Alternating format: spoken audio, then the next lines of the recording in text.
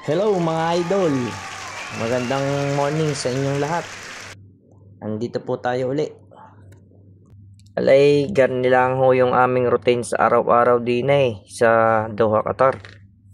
Buhay OFW po talaga yung ganun Yan po yung purata para po cupcake.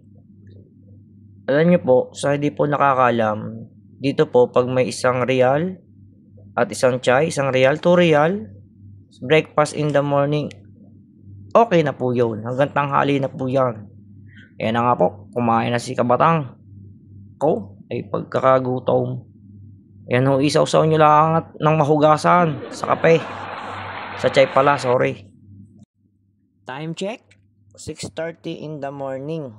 Mga idol, guys, ay ito po yung sinishare ko lang po sa inyo kung ano po yung ginagawa namin sa araw-araw.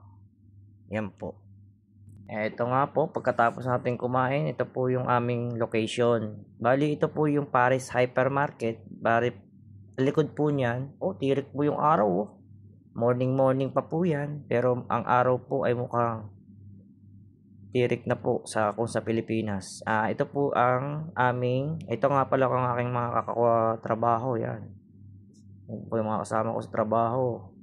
Shout out sa inyo mga kabady. Ito po yung kung saan po nakapark yung aming sasakyan. Ito po ay umagang-umaga, papasok po kami sa trabaho.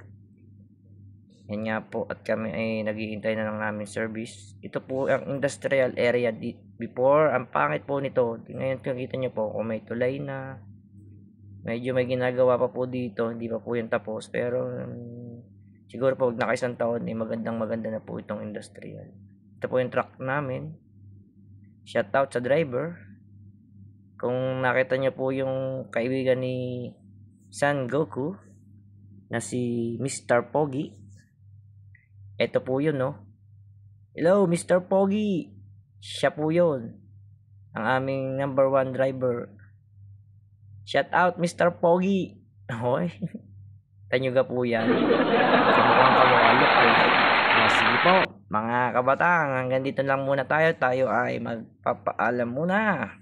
Salamat sa inyong panonood. Kung kayo nakabot sa video ito, please share and like, comment. Salamat po. Mag-ingat po tayong lahat. Lagi pong tandaan, God is good all the time.